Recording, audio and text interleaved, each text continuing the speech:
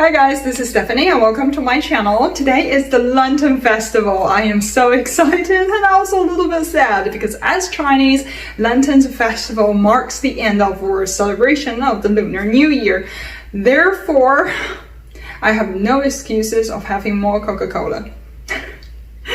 But anyhow, I wanted to share with you guys something else that linked with Lantern Festival. That is, this year, the Lantern Festival happens to fall a day after the Valentine's Day. But actually, in our culture, Chinese people have always viewed Lantern Festival as another alternate to Valentine's Day.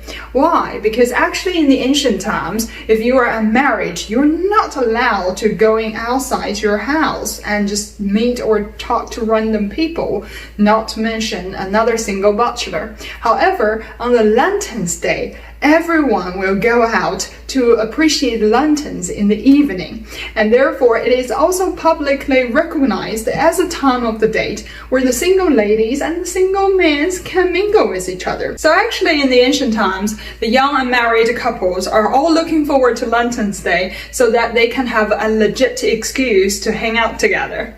That's something that you might not know about Lantern's Festival. The other thing is, so what do they do? Yes, enjoy the lanterns. We have all kinds of lanterns. It's a whole other profession in China.